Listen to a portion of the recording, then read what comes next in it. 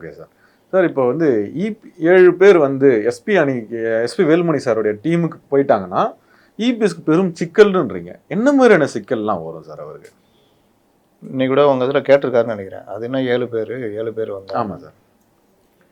32 பேர் வந்தால் அந்த பிளவு 2/3 பிளவு. 2003 எஸ்ஆர் பொம்மை வழக்கில் கட்சி தாவல் தடை சட்டம் விவகாரம் சம்மந்தமாக உச்சநீதிமன்றம் சில வழிகாட்டுதலில் கொடுத்தது.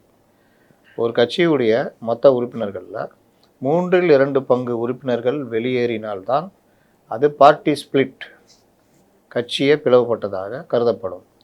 அப்படி இல்லாமல் 1/3 முன்ன அப்படி இருந்தது, 1/3 போனால் அது கட்சி தாவல் தடை சட்டத்துக்கு கீழே அவர்கள் தகுதி இழப்புக்கு உள்ளாவார்கள்.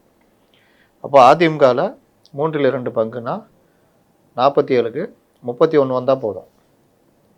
ஓவரால் பார்க்கும்போது 32ன்னு சொல்கிறோம். 31 வந்தால் கூட கரெக்டாக இருக்கும். அப்போ இந்த 31 பேருக்கு இவங்ககிட்ட 25 பேர் இருக்கிறாங்க. 6 அல்லது 7 உறுப்பினர்கள் கூடுதலாக தேவை. அப்படி வந்துட்டால் பார்ட்டி ஸ்பிளிட்டுன்னு ஆகிடும். இவர்கள் யாருமே கட்சி தாவல் தடை சட்டத்துக்கு கீழே வரமாட்டாங்க. இப்போ இவங்க சண்டை போட்டுன்னு இருக்காங்களா, கொறடா நியமனம் எங்கள் கொறடா தானே, அது எல்லாமே கட் ஆகிடும். நாங்கள் தான் பார்ட்டி ஸ்பிளிட்டு, எங்கள் கொறடாவை தான் ஏற்றுக்கணுன்ற மாதிரி சபாநாயகரும் அதை ஏற்றுக்குவார். தேர்தல் ஆணையத்துக்கு அடுத்து போவாங்க. நாங்கள் தான் பார்ட்டி, 3/2 பங்கு நாங்கள் தான் வச்சுருக்கோம், எங்களுக்கு தான் உரிமை இருக்குது, ரெட்டை லட்சணத்தை எங்களுக்கு ஒதுக்கணும், பொதுக்குழு கூட்ட உத்தரவிடணும், இல்லை பொதுக்குழுவில் நாங்கள் தான் அங்கே பவராக இருக்கிறோம் அப்படின்னா கொண்டு போவாங்க. தேர்தல் ஆணையம் பொதுக்குழு கூட்ட உத்தரவுகளை சொல்லும், இவங்க கோர்ட்டுக்கு போவாங்க. இப்படி தான் போவோம் இந்த பிரச்சனை.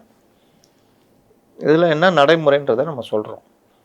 இவர் ஒரு 30 பேர்கிட்ட நீக்கிட்டார் மாவட்ட செயலாளர்கள் அப்படின்னா அதை கூட நீதிமன்றம் அப்புறம் அனுமதிக்காது.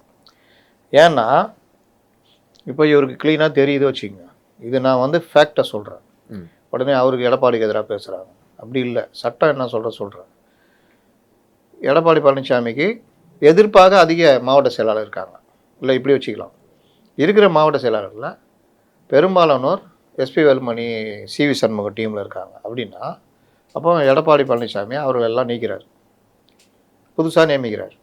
நாளைக்கு தேர்தல் ஆணையமோ இல்லை கோர்ட்டோ ஏதோ போகும்போது கட்சியில் மாவட்ட செயலாளர் அதிகம் யார் ஆதரிக்கிறாங்கன்னா எடப்பாடி பழனிசாமி அப்படின்னா அந்த வாதம் செல்லாது.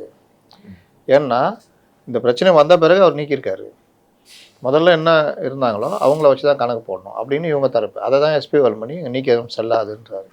இது எல்லாவற்றையும் நீதிமன்றம் தான் தீர்மானிக்கும்.